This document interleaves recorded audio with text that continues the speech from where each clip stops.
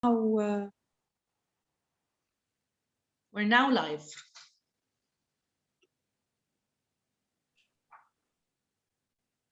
Good morning and hello, beautiful ladies.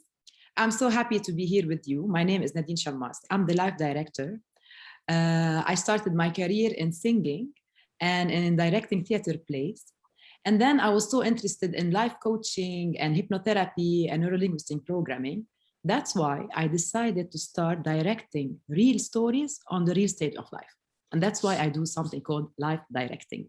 And also I'm the chair of Creative Women. It's a platform for empowerment, support, and mentoring women.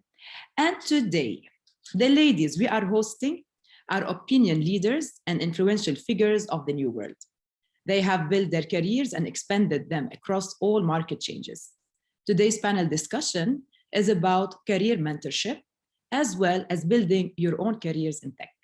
Hello, everyone. I would like to welcome Mrs. Alanoud Hashmi, CEO and founder of the Futurist company, a successful Emirati entrepreneur and woman. Hello.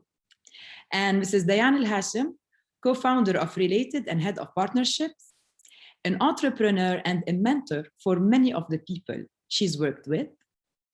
Mrs. Maha Balushi, she's the managing director of Oman Technology Fund, a fighter for her vision and what she believes in.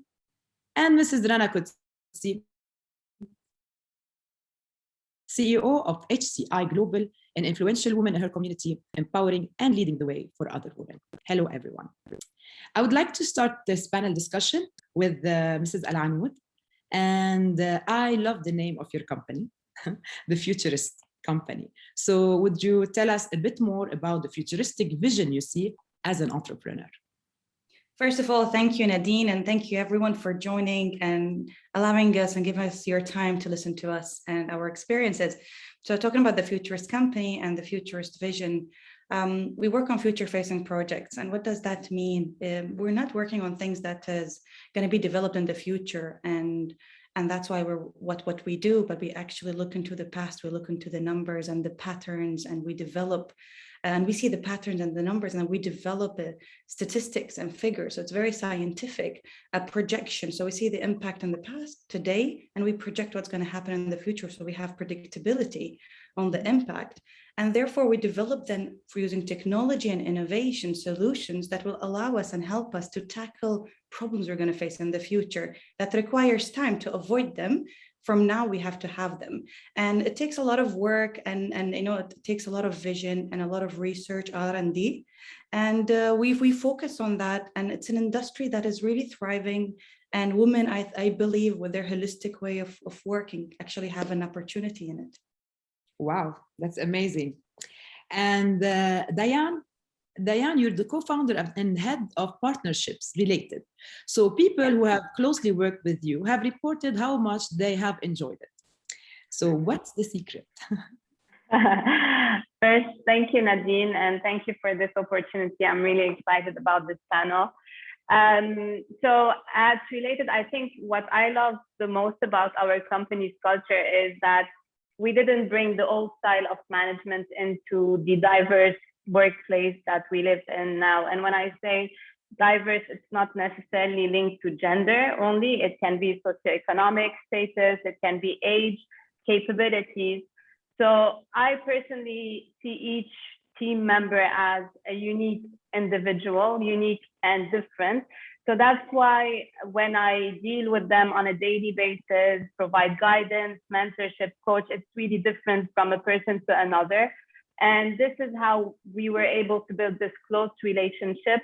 And people and employees in general, and the younger generation, this is what we see, they tend to be loyal to people instead of organizations. So when we have that close relationship, this is how we were able to bring in and to retain the best group of talent. So yes, the secret of having motivated and engaged employees is having that close relationship, showing appreciation, compassion, coaching them and mentor them to be their best. And yeah, I think that would be the solution for a healthy and productive work environment. That's amazing. But how did you discover that you are a good mentor? Was it something that you always been doing, or you just saw the result and you said, oh, wow, let's focus on that area? So the thing is, I was lucky enough to have good mentors back in the days, and I learned a lot from them, and I learned their way of mentoring me, their approach, how they were focusing on who I am, my capabilities, my ambition, and the areas where I can improve. Basically, I did learn from them, and I try to apply it with my team. Amazing. Mrs. Maha Balushi, the Managing Director, Oman Technology Fund. Hi, hello, ladies. It's such a lovely opportunity to be with such an inspirational woman like yourself. Yeah, thanks for the opportunity. Thank you so much for being with us, Maha. So put into your own words at the Inspire Fest 2018, you said, the moment I handled this project, many people tried to exclude me and kept telling me how unqualified and incapable I am. Wow. But I learned not to listen to them and stay focused on my goals and just work hard and give what it takes. So yes. That's about that. Yeah, well, that was a rich experience, actually. The thing is that when people try to put you on off, Nadine, there got to be two reasons.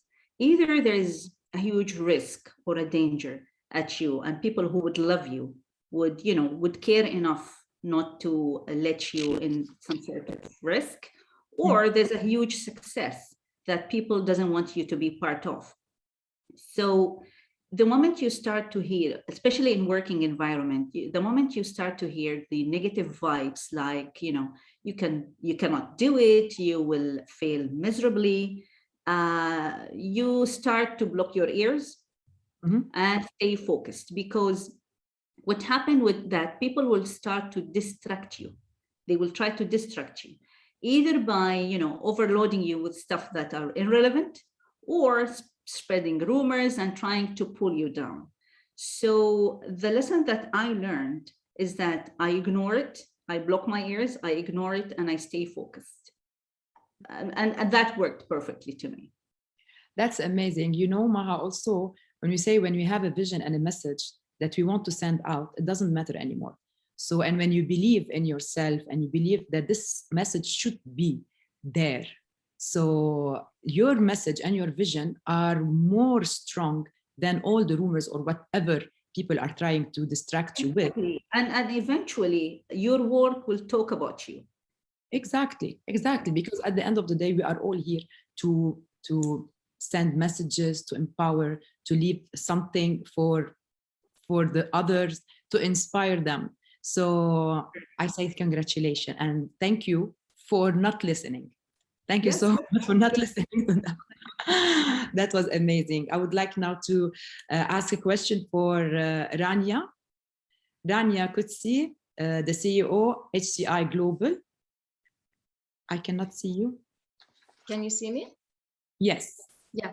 No, now I can see you. Okay, Rania, as a successful modern woman in Jordan, how do you believe you can play a role through your work to empower and influence your community? So first of all, I want to thank you all. Thank you for having me. Thank you for having me among successful women, and thank you for hosting this important event. I wish we do it much more, because I think different experiences can influence the community. So I will start with my experience being an HR, being a recruiter, being a trainer, and being also a career advisor. I have so many ways to influence. So it's either also being a woman. So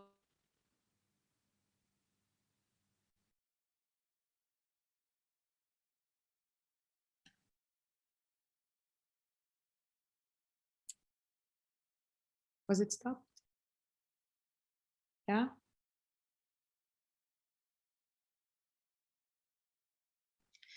Maybe it's a connection problem. can you hear me?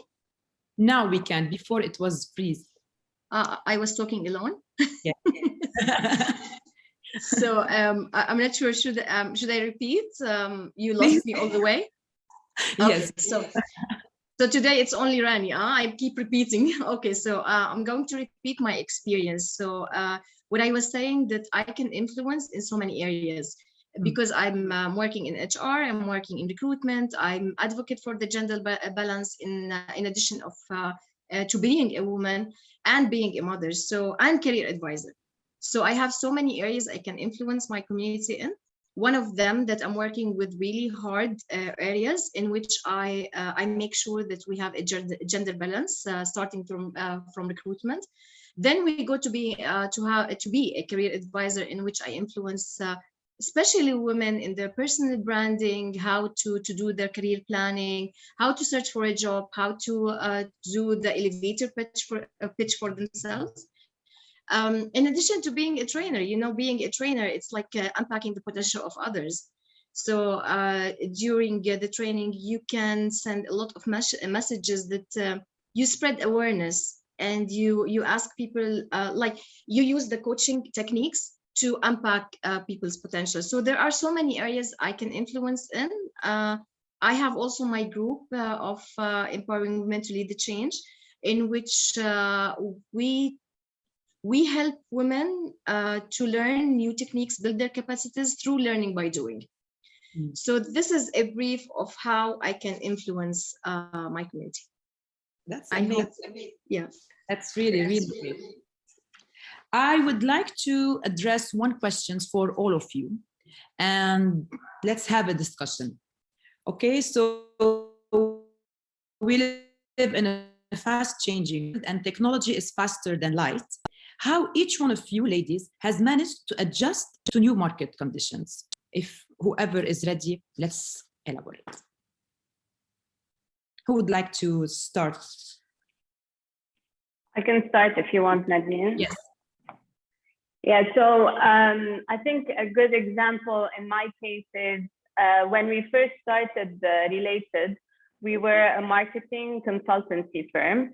And then after a couple of years, when we saw the exponential digital growth, we understood that we had to act fast, because things are happening and we're still behind, and we cannot be relevant if we do not do a change in what we're doing, basically, especially that our mission is to help brands better engage and connect with their end customers. So this is when we decided to shift Related from a marketing agency to a MarTech agency. So we acquired a technology company. We owned and developed our own technology platform. We hired a team of developers, system engineers, data scientists. And this is how we changed the strategy behind our marketing, our company. And for me personally, I had to step up from my comfort zone and what I used to do and know about marketing, because marketing and technology nowadays, they work hand in hand. And so I had to learn from our technology team about the latest technology trends, the customer needs and digital adoptions, attend seminars, conferences about these related topics, and most importantly, from our clients. Once you start understanding more about their challenges, what are their needs and their end customer needs. So yeah, that was a full shift from where we started, and a lot of change happened, and that's how we adapted to it. That's amazing. Rania, would you like to share? Yes, so I will start with the simple things that happened now during COVID-19, which we had to shift. I had to do the pivoting to all my business, because if I didn't do that, all my business will stop. So it was hard. I was advocating for this, that we can work from anywhere. But it's really hard for the mindset to change until COVID-19 just gave us a shock, and we had to change. So we changed all activities. I'm doing now the recruitment all over the world, remotely. I'm doing I'm managing remotely. All the team is working. I think maybe even the productivity is better, because a lot of us is introverts, so not everyone is extrovert. So we were dealing with this with higher productivity. So we had to change. It wasn't easy, but we took the steps of getting out of our comfort zone, and we started the new methods, and we continued. Now we were talking about why we shouldn't, even if it snowed, we shouldn't close. We can directly switch to working online, and everything will work perfectly. So this is my own experience. There are always possibilities, yeah. So I think COVID gave us creativity, to get more creative and to adapt more to the new era of communication and managing as well. Maha? Very true. Actually, what I'm going to say was a combination of what Rania and Diana said. I believe it really requires, a proper understanding of your surroundings. For example, I work closely with startups, and the COVID example that Rania gave was extremely relevant, because when all the surrounding changed, we need to guide our startups and portfolio companies on working, changing their business model to accommodate the changes in the whole surroundings. So you need to understand all the surroundings at your ecosystem, and you work accordingly to it. But again, as the ladies mentioned, it's not easy. Sometimes you get to push yourself out your comfort zone. Sometimes you need to educate yourself in certain areas. For example, for me, when I started working in investment area, that was a bit of a career shift for me, because I used to work with startups, entrepreneurship side of it, innovation side of it, not investment side of it. So I had to understand my surroundings. I had to do some learnings, to do some readings, to attend some courses, to accommodate all those changes and react accordingly. But again, you have to be super fast. As you said, technology is moving very rapidly. You cannot, you cannot track it easily. So it's not an easy job, but it's pretty much doable. Amazing. I would like, because we talked about creativity, I would like to address the question to Alanoud. And in your opinion, how does creativity come into play in your project, in Futuristic company?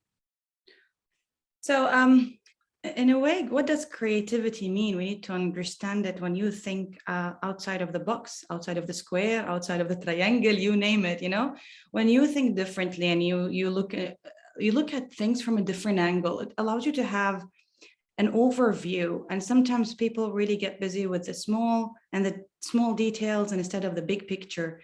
So creativity have so many definitions. You can be creative while you work, or in your process, or the way that you develop your business. Why it's important, why it's critical, because once you think differently and you look at things from an innovative and creative point of view, what you have is you can see the opportunities that others are too busy focusing on the business, but you can see the opportunity that is being missed. And if you work on that, then you will have a new USP that differentiates you from your competition. When someone is benchmarking you with the competition, they can see that you actually have something that the others don't have. But listening to all of the ladies and what they just mentioned, we were able to be creative with going and doing the digital transformation, whether it's before COVID or during COVID. We had to be creative. So a lot of events like this one now happening virtually, and before everyone avoided to use Zoom and use other platforms, and now we have to. And change always have resistance, but we had to, so it accelerated. And now you will see us all being very creative in the way that we use these digital platforms. And that is also how creativity works. In a nutshell, it is essential to be creative and look at things from a different angle to be able to innovate and differentiate yourself in business. And how did this affect you personally? How the digital transformation, when it happened on a personal level, what did it transform in you?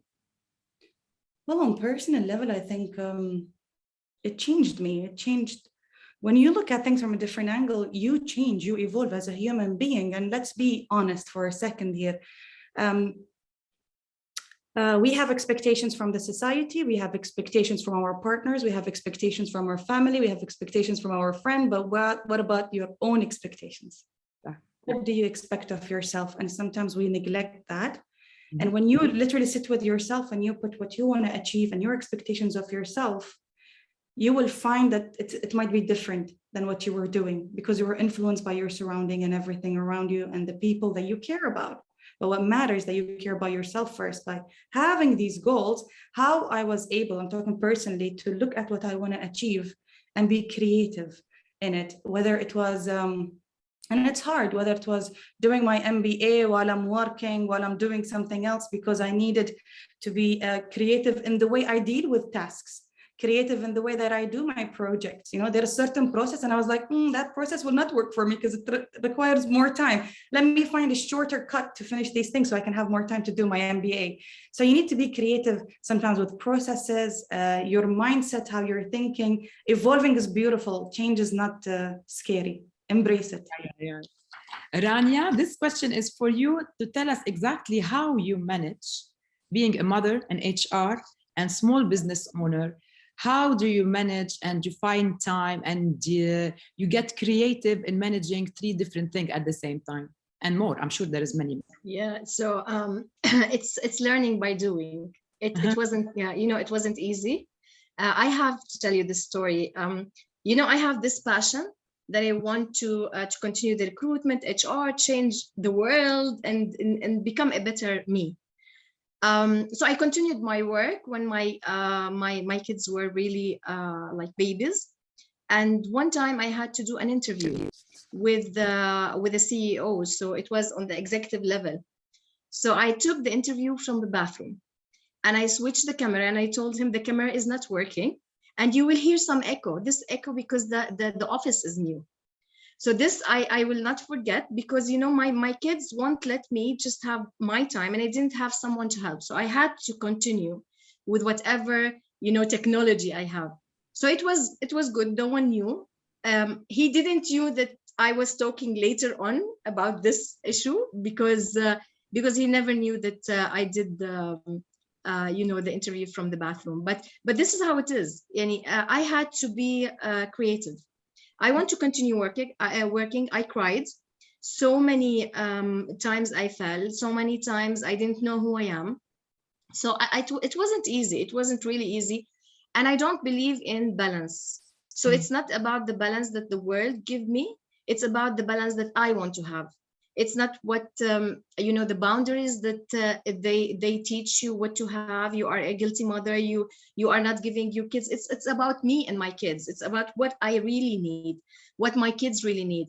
If my kids want to stay up late because I didn't see them today all day, so it's fine.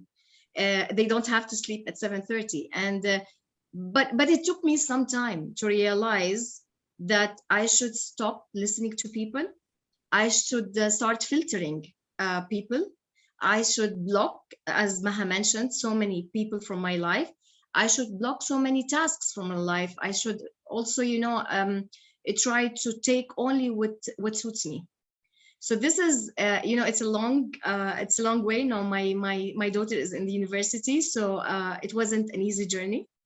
And what is good is that I was the role model for them. That it's okay to cry, you will stand. It's okay to be lost, you will find yourself. However, don't listen. Stop listening and have a meeting with yourself before have a meeting with anyone else to coach you. It's very important to understand yourself. Wow. Yeah. So and don't feel guilty. I think don't feel guilty. This is the most important part. I mean, because if you have that conviction that this is something that I'm doing for my own satisfaction, you shouldn't have that guilt because you're not focusing in one place only, right? And it needs a lot of mental strength to like find your balance in between the household and the work. So not easy, but definitely doable. I agree. If we were to tell the new generation that they have to listen first to themselves before they go and seek anyone's advice, because your life is not my life. The way you live is not the way I live. The way my personality is not the way your personality, or my kids. So it's better to take my own decision, better than going and listening to others. And you know, others without having experience will start telling you what to do. So yeah. Maha, how can you encourage this? How, if we want to have like an equation, formula, what would it be? Just to encourage, don't listen, be with yourself, understand who you are, what is your message, what you really want to send out. If there is a formula for you, or for all of you actually.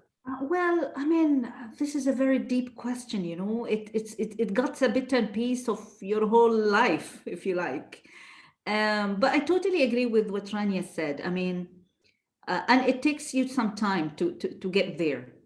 To me, I feel I'm living in a royal age, I would say, where maturity makes a huge difference in how to perceive things and how to deal with things.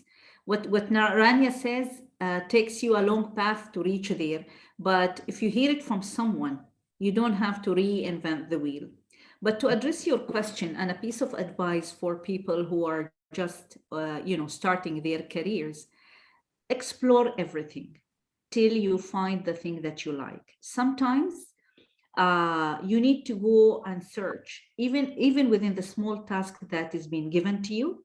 You just work around it and understand each and every bit of the ecosystem surrounding that task, because definitely you will bump into your passion. You will learn something.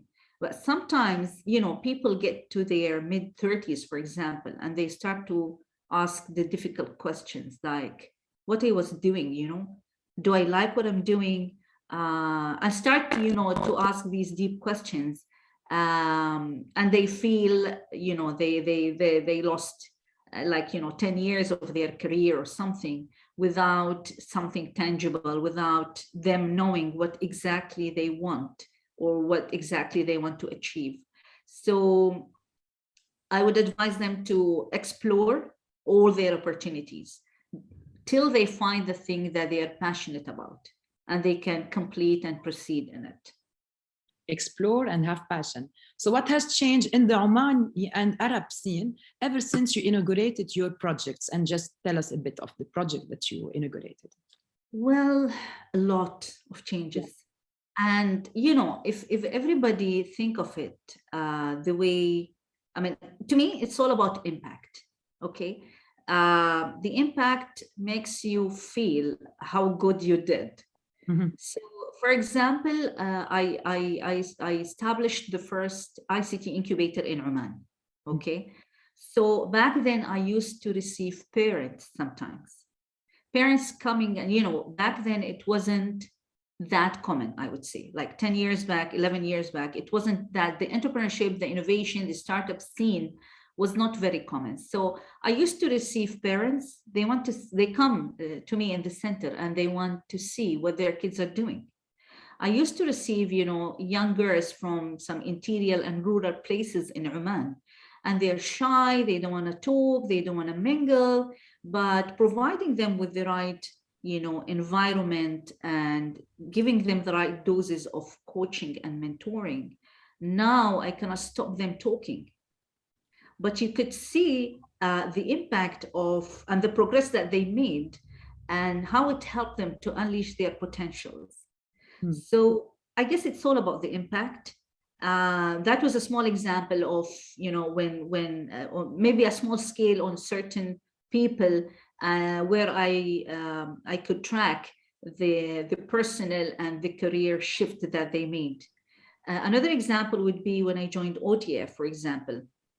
When we started the Oman Technology Fund and we started to invest in tech startups in 3 different stages, pre-seed, seed, and growth, we've changed the Omani roadmap, even for the ranking of the Sultanate in a regional scene, because before that there were lots of Omani investments, either inside Oman or outside Oman. So to me, it's all about impact. Impact would reflect, as I said, how good you did. Amazing. I have a question for all of us. If today we would like to invite one woman to mentor, who will be this woman? Who will be? For us to mentor? Only one woman. You have to mentor only one woman that will create the impact and everything that we are talking about. I believe someone who has the passion and the confidence that in her value and in her skills that she can make it, but she needs that little push, right? And to learn from someone who's been there before, and on a personal and professional level. I mean, mentoring is not only professional, it needs to be also personal, especially for us women, because we go through a lot of challenges at a personal level. So I would say, yes, mentoring someone who has that confidence, who has that will to do something and to follow their passion. Yeah, I would take that. Okay, Rania? So for me, I think I would take a girl at school.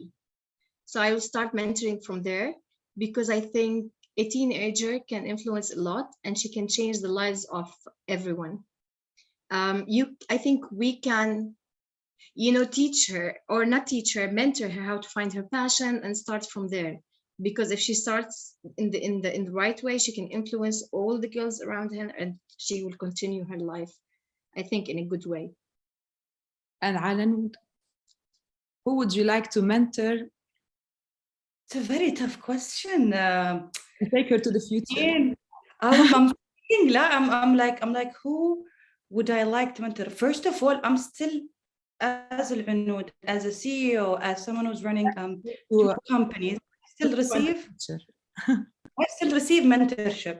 So I still have a mentor that I connect with, and she's a lady, and she helped me and she mentors me. So it's an ongoing relationship, for your personal growth, and your growth never ends. So who I would like, I think I'd like someone who really want to make a difference, because if someone doesn't want to make a change, I will not be able to help her much. But if someone wants to change the future, someone with ideas, someone with creativity, and someone who's stubborn, because it needs a consistency, and you cannot determination. So maybe someone with these aspects. But I'd like to mentor all the girls. Yeah, I don't mind. And now, with the internet, we can do that. But yeah, someone who really want to make a change. Maha, what if we find someone that has nothing to say, nothing to do, and doesn't want to do any change? Would you still have that passion to tell her the story of you have to be, and you can change the world? Well, we shouldn't give up on people, but again, if someone is not listening, then I would rather shift to someone else. I would rather shift to someone else, because if you don't want to grab your opportunities, then no one will wait for you. Exactly. Yeah, opportunity doesn't come again. Amazing, different point of view, different areas, different backgrounds. This is amazing. Actually, I believe that mentoring is for everybody, and even if some women, they don't have any idea about anything that we are talking about, they don't know why they have to change. They don't know what we are talking about. Okay, so they lived and they grew up in a certain culture, or this is exactly what you should be. But bringing that awareness that you can be whoever you want to be, and start digging deep into each one's heart and passion and find their talent and gift. I think this is one of the mission that we can also highlight, and look for anyone with this, they didn't find their passion. Start teaching and having the awareness that you can have a passion, and we are all the same, and we all can.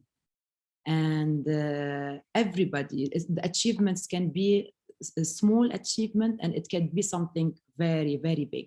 But achievements is just a change. When we start changing a bit, this is where the magic starts happening, and spreading this a collective awareness around us, around the woman, what we want to do, and how we can support each other and empower each other at the same time. Okay, so what will be the tools today for each one of you in your own company, that if you would like to add with the technology, what would it be, like a tool that will help you accelerate or spread your messages quickly, faster as now? Is it free?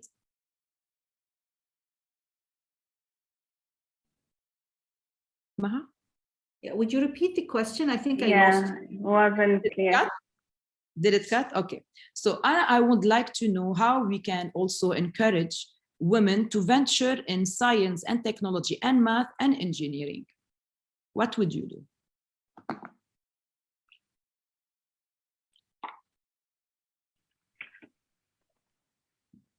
How can we encourage them to venture in those areas? Diane, you want to start, because you had your hand raised before me. No worries. So I think the most important thing is that they need to be made aware that the fastest growing job demand will be for STEM skills, basically. So if they do not venture into this type of science and technology learning, they're going to be missing that opportunity, and they're going to be left behind. It's supposed to grow at 55%. Which is the highest demand in the job market. So if they want to be working, they need to be looking into that type of learning, that type of skills. And if they do not do that, the gender parity issue will become even bigger. So they need to be aware of that. And we need to, as women in that industry, we need to also help going into schools, going into university, talking about our experience, personal, professional experience, so that they can see that. Because right now, if they look at any content related to the STEM industry, they only mainly see men's pictures, men's profiles. So if they see actual women in that industry making it and in senior positions, so they would have more motivation to do it, because they have a good example in front of them. So I guess, so having that awareness and us helping to share our success stories would definitely encourage more women to be in that industry. Amazing. Maha? I think they should start to, again, explore the options that they have. There are lots of programs, free ones, which would help a lot. I mean, that's not only in STEM, that's in all areas, you know. There are lots of programs, of trainings, of mentoring sessions, lots of, you know, practitioners are doing a lot of volunteering work that a lot of, you know, juniors and beginners, whether they want to do startups, they want to learn a new, you know, track of science or whatever knowledge they would like to. Now the internet is making it super easy. Lots of material are there. Lots of people are approachable through LinkedIn, through so many social media platforms. So I guess nowadays it's much more easier than it was, like, you know, 20 years ago or 15 years ago. When I graduated from school, I wish if I would have, you know, the list of opportunities available right now, and the list of, you know, mechanisms which would help you to find out what you want easier than it used to be, like, you know, 15, 20 years ago. So they just need to explore the options, talk to people, talk to senior people, to practitioners, and all options are available. They just need to select the menu that would, you know, work best for them. Amazing. Alanoud? Maybe my answer would be from my personal experience. And why I'm saying that, because I studied something that has nothing to do with technology in the beginning. You know, it was in the beginning, totally has nothing to do with technology. Technology was a passion. So I used to fix computers at home. I used to fix the remote control, the TV, start playing with the cables. And sometimes I really mess up, and sometimes it really brilliantly works. So it depends. And that was a passion. And I had passion to science. So I took courses in biotechnology. And yet there was no example that I can see and imagine myself achieving something like that. And like Maha said, you know, entrepreneurship and startup, that it was not there yet. That mentality, the Silicon Valley mentality did not arrive to us yet, you know. Trading was the business and where everyone was investing, or real estate. But to change, don't be afraid to change, because I studied something that has nothing to do with technology. Now my company is all about technology and innovation. Don't fear the change, actually embrace it. That means you're doing something wrong. So why waste more time doing that if you're really passionate about something else? But that doesn't mean that you foolishly throw yourself in it. No, you go get equipped, get experience, internship, or even working. I worked for free for a couple of companies just to get experience, to get the neck of it, to understand what is going on and the processes. And everyone thought I'm stupid. Why you're working for free? But because I wanted to get some experience, and that really helped me. And like Maha mentioned, there's limitless opportunities to learn online and get certificates from MIT and, you know, like really well-known universities. You can do it online and learn as much as possible, and then put it in action. And you have so many people you can learn from. But the most important thing, don't be afraid to change. If you're not happy, try to explore what makes you happy, and follow your passion, follow your gut feeling. Amazing. What about that, Rania? That happiness that you find, that satisfaction? You know, it's very important. First, if I go into this question, that it's you know, it's a system that we have to work with, especially the education system, the parents, everyone. We have to work on changing this mindset that we can't go into a special industry. Like investing is well known for men rather than women. So it's okay to explore new ideas, new things. And as Diane mentioned, it's about success stories. I think this will play a vital role in changing our mindset. However, your question about success, it's about falling. It's about embracing that I need to learn from falling. I need to learn from failure. It's very important that, yes, it's okay to cry. It's okay I don't have to be positive all the time. This is a lie. So it's fine if I'm negative for today, but don't stay there. But the most important thing, that get out of your comfort zone. As a recruiter, I'm saying you don't have to accept or look for jobs that you are 100% good in. You have to accept jobs or whatever opportunity that you have, like you are good or you have experience or knowledge like 50%, because you will learn by doing. It's very important that we start taking new things, get out of our comfort zone. Sometimes I feel I want to relax a little bit in my comfort zone, because every time I'm accepting new offers that I don't have all the experience in, I don't have all the knowledge in. This is very important. Self-confidence is a really maybe the best skill that I should have, because if I don't have the self-confidence and I do have the relevant experience, the best experience, I will not reflect it to the community or at work, because I don't have the self-confidence. So these things and the grit, you know, I have to be passionate. Passion will support me. Passion will keep me going, because any obstacle I would face, I will still continue. If I don't have the passion, any obstacle that I will face, it will stop me from continuing. So it's really not good that I take any job, any opportunity that I don't love, I don't have passion for. And as I say, as a career advisor, I should have 3 options. I start with the most relevant option. Then if it doesn't work, it's fine. I then go to the other and the third one, until I explore more and more opportunities to find myself, to find what exactly I have, like skills, competences. I can highlight the achievements, and I have also to work on myself. When someone asks me, tell me about yourself, like in the interview, or if I have to do the elevator pitch for anything, I should know how to talk about my achievements, and I should be proud of my achievement. This is not bragging. It's about telling everyone who I am. I think this is a summary. Diane?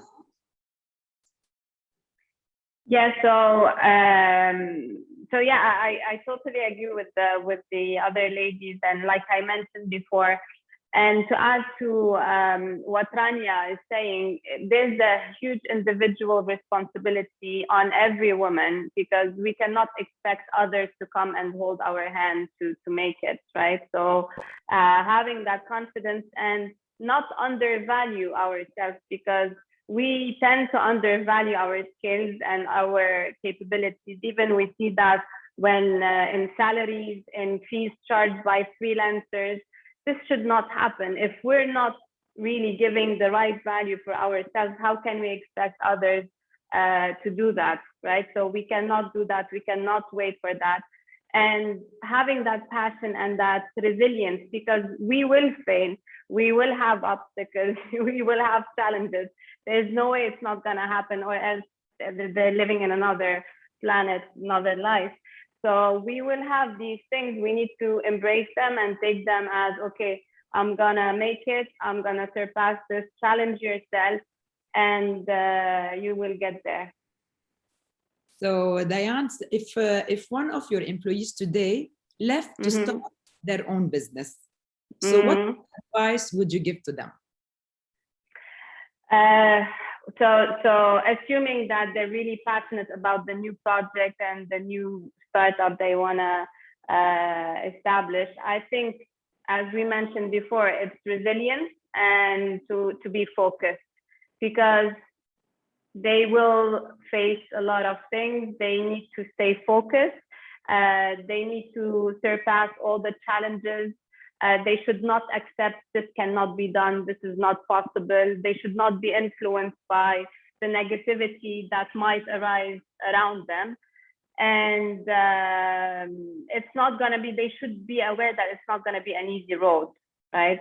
So they should be prepared for that. And yeah, so I hope that I was a good example for the employees. I don't want anyone to leave now, but I mean, because I was take it a bit personal. Why are you leaving me? I've been mentoring you all the time, and now you're going on your own. So exactly. How can you overcome this? How can you like disconnect and dissociate, I mean, yourself from being their mentor or someone that really want to push them and encourage them to go ahead after their dreams, for doing their own business? How can I do it? Well, by being a human being, right? And understanding and being compassionate. If someone is passionate about something, they should go and do it. And if they're stuck with something they're not passionate about, they're not going to do a good job. So I'd rather help them and support them to follow their dreams, follow their passion, rather than just tell them, no, just stick around, right? So if they go and fail and they want to come back to you, would you accept them? Definitely, I would. On the contrary, they would have learned something new, right? So I would benefit from that, and they would apply it for the company's own benefits. No, definitely.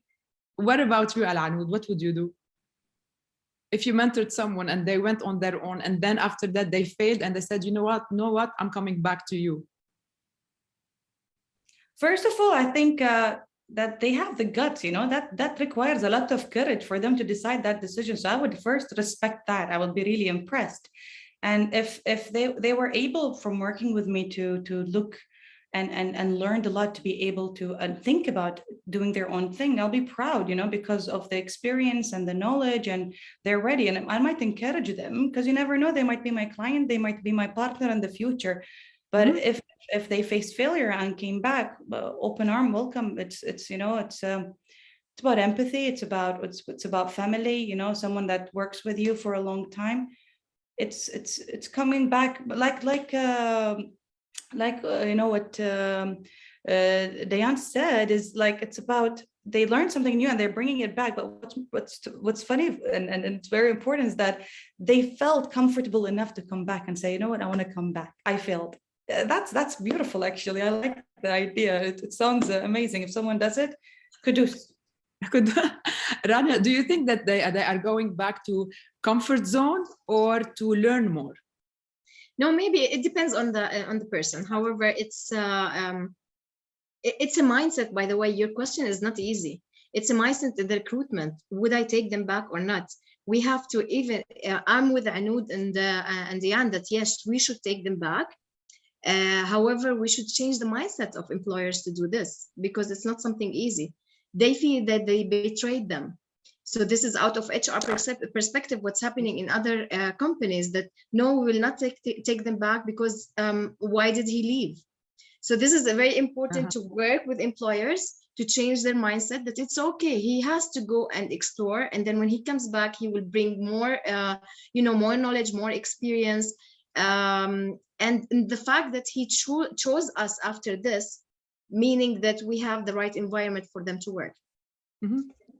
What about you, Maha?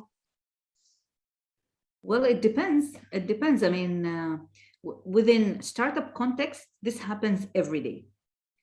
So they go, and they come back. This is classic. But when it comes to employment, I guess it's a bit different. To be practical about it, it depends. I mean, if the place is still vacant, is the employee is a value add, which push me to keep him, to retain his services, or is someone that I really want to get rid of.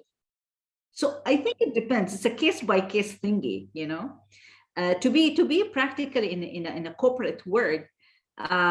It really depends on lots of factors, to be honest. You reminded me with an article that I read a few years ago in my master's. Whom you want to retain? Yeah. Nice. Not all of you will be lucky to have employees with very high performance and kind people. So if you have some mean people but very high performers versus some low performers but kind people, whom you would keep in order to build a good working environment. So I guess that question is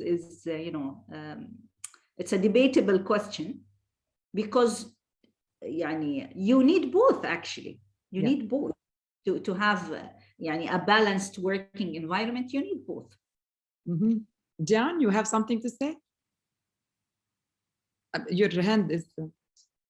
Yeah, I have a comment to a follow up on Maha. I prefer hiring for attitude than technical skills, because I might have him here and he has the bad attitude and I will lose the 10 working with me. So this is that you touch this important thing, that we are keeping bullies in our workplace, that they should be out even if they were the most successful person in the work. So yeah, it's very important that we hire for attitude. It's great that you think that way, Rania, because I don't think all the HR have that same approach, unfortunately. Yeah, it's the hiring manager also. Empathy. Now more and more the HR, it's all about also connecting, building connection, and have empathy and understanding also the mental health of everyone. It's not just the skills, because sometimes someone is very skillful and have like an issue, personal, they cannot perform even though they have the skills and they have everything. So I think that when we can bring this balance, thing will be working in harmony. Yes. So from all this beautiful discussion, I picked up some words from you. So explore, have passion, dream, believe, be confident. I wrote that a lot. And be kind and have empathy. What is the word that you want to leave the audience with? A word that will empower, yet support, and coming from the heart. Diane, what is your word? What is my word? One word. One. That would be follow. No, can I have two words? Follow your passion. The world, the job world needs you. The workforce needs you. So this is what I can say. You know, words have vibration. The word passion, when you say passion, you feel passionate, you know? The words, when we talk positive, last time you were talking about, I don't want to be positive all the time. Actually, we're not positive all the time. We're just seeing the positive things in the negative situation. And there's one technique that we do usually when we are going into our negativity, and we stop asking the whys. Why this is happening to me? Why me? Why? So when we start asking the why, there are no answers. We're going back in circles. So the question is, how can I change it? Accepting what it is and ask the question, how can I change it? And this is where we start having like plans and opportunities and a different point of view. So passion for Diane and Rania, your word. So I will not change it. It's passion. It's the same. Passion. Okay, nice. Passion. Passion. Two passion. Alanoud. I like what Diane did. You know, I need dream big. Dream big. Okay. Dream big. Yeah. Actually, when I wrote under your name, I wrote dream. And for Maha, I put explore. And for Diane, I wrote passion. And for Rania, I said kindness. So, kind of. Maha? So I think you did the right bit. Explore. Explore. Yeah, don't limit yourself, and your horizons. The sky is the limit. Just explore your opportunities. There's a lot to be learned. There's a lot to be, explored. So yeah, explore. Explore until you find your passion and live your dream. Yes. So this is it. Thank you so much for being here. It was really a great discussion. And thank you for everyone who participated. And anyone would like to say anything before we close the panel? Thank you so much. Yes. Thank you so much, Nadine. Find your passion and live your dream. Yes. Thank you. Thank you. Thank you, ladies. Thank you. Thank you so much for being here. Then this is our message to you: explore until you find your passion and live your dream and live it big. Yes, Alanoud. Thank you, everyone. Thank you so much. Thank you. Thank you. Bye-bye. Bye-bye.